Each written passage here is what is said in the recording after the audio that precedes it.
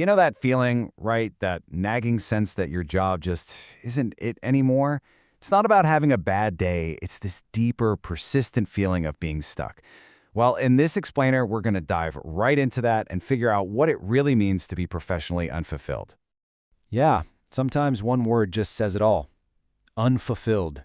It's kind of heavy, isn't it?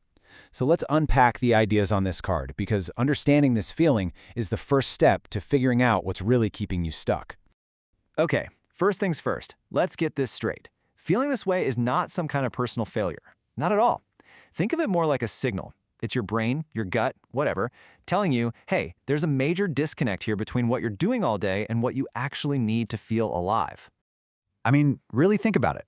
You show up, you do the tasks, you get the paycheck. But that fire, that spark you used to have, it's gone. It's just faded into a routine. If that sounds even a little bit familiar, trust me, you are so not alone.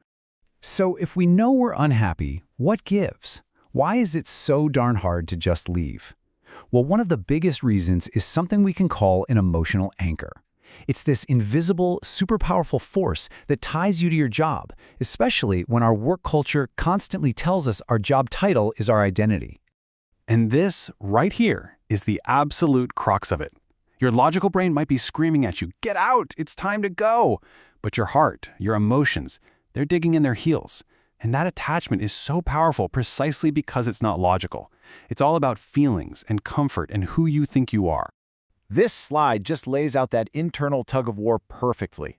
Look, on one side, you've got what the job gives you. The comfortable stuff, right? The familiarity, the identity, the friends at work. But then, you look at the other side. You see what it's costing you. Your growth is flatlining, your passion is gone, and it's just draining your energy. Now, moving past the emotional stuff, let's talk about the elephant in the room, money.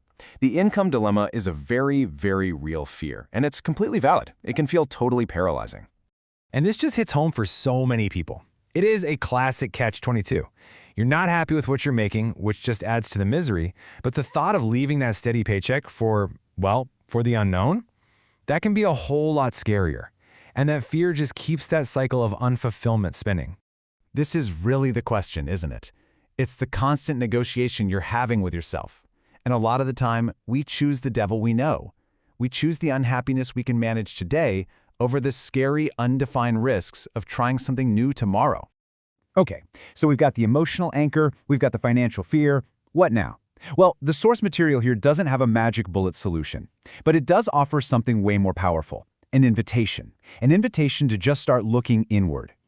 I want you to notice the gentle power in these words. It doesn't scream, "Quit your job tomorrow." No, it says, "Explore and consider." This isn't about some huge, drastic leap right now. It's just about giving yourself permission to take a quiet look at what you really, truly want and need. So how do you actually do that? This breaks it down. Step 1, acknowledge what you want. Like, really let yourself dream for a minute. Step 2, define what you need. What are the absolute must-haves, the non-negotiables? And then step 3, just consider change, no pressure. Brainstorm without judging. Could it be a new job, a side project, or maybe just setting better boundaries right where you are? So as we wrap this up, look, the goal isn't to walk away from this with all the answers. The goal is to walk away asking yourself better questions. So let's leave you with one final thought to take with you. Seriously, forget about all the big, scary decisions for just 1 second. Just imagine fear wasn't in the room. What's one tiny thing you could do today? Could you polish up one line on your resume? Could you have a 5-minute coffee chat with someone in a field you're curious about? Could you just write down what you actually want on a piece of paper? That one small step, the one you take when you pretend fear doesn't exist, that might just be the start of everything.